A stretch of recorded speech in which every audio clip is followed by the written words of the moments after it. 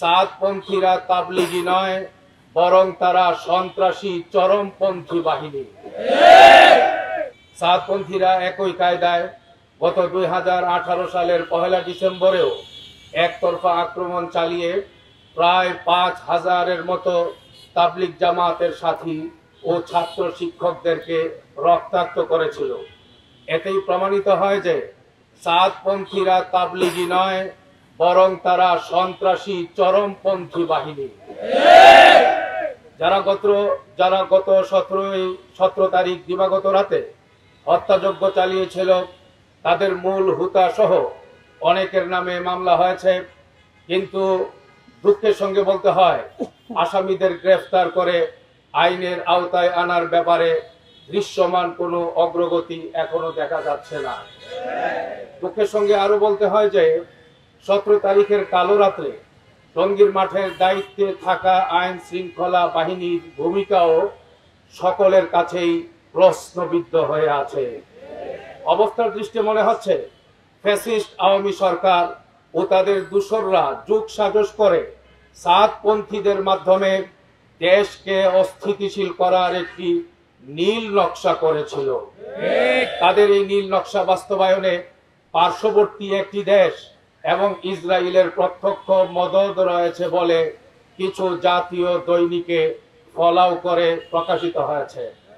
প্রিয় সাংবাদিক বন্ধুগণ, এহেন পরিস্থিতিতে আমাদের দাবি হচ্ছে, নাম্বার 1, বারবার আক্রমণকারী এই সন্ত্রাসী সাদপন্থীদের সকল কার্যক্রম রাষ্ট্রীয়ভাবে নিষিদ্ধ করতে হবে।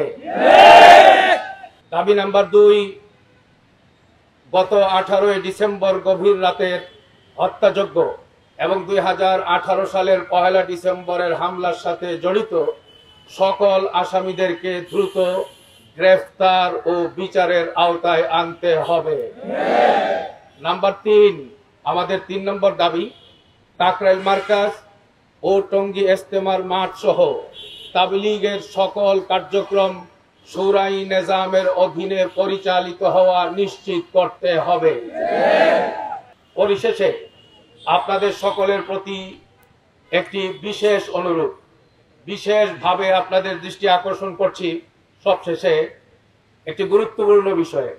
সেটি হচ্ছে 17 ডিসেম্বর গভীর রাত্রে ঘুমন্ত ও নামাজরত সাথীদের উপর সাদপন্থী কর্তৃক এই জঘন্য হামলাকে 2 গ্রুপের সংঘর্ষ হিসাবে প্রচার করা থেকে বিরত থাকার জন্য আপনাদেরকে আজকের এই সংবাদ সম্মেলন থেকে বিনীতভাবে অনুরোধ করছি। আমরা আমাদের এই দাবি পূরণের জন্য আমাদের মুরব্বীরা একটি কর্মসূচির ঘোষণা দিয়েছেন। আগামী বৃহস্পতিবার সকাল 9টা থেকে অনির্দিষ্ট সময়ের জন্য কাকরাইল এবং কাকরাইলের আশপাশের এলাকা জুড়ে অবস্থান কর্মসূচি ঘোষণা করেছেন।